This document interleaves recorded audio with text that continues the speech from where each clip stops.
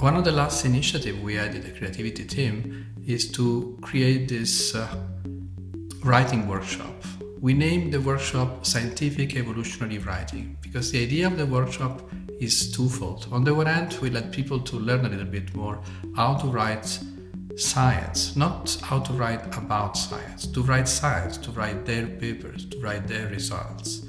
But on the other hand, it's also an experiment because we basically monitor the way in which people shape and reshape continuously their creations to get to the point in which if they had only a single character or a single word, the outcome can be worse.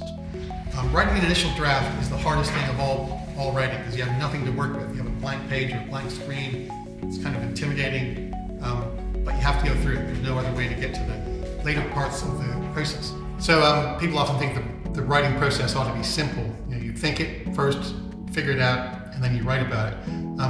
What we've experienced in our own professional careers is that writing is not like that at all. You think you know what you want to say, and you start trying to say it, and it comes out totally different. So the basic idea behind our workshop is that the process of writing is like the process of evolution.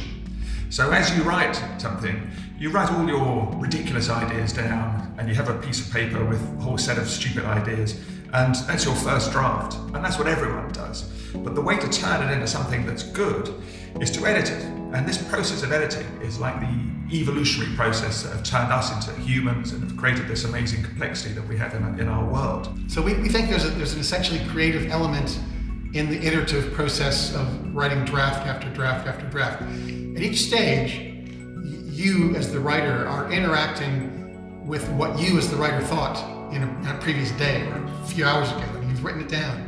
And you interact with it and you think, no, that's not quite right. In fact, there's something wrong with this idea.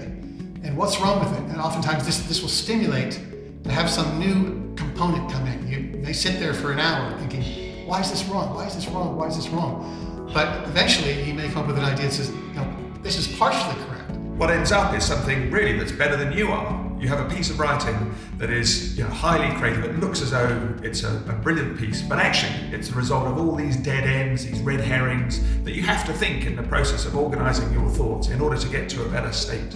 And that's why this process of writing is like evolution.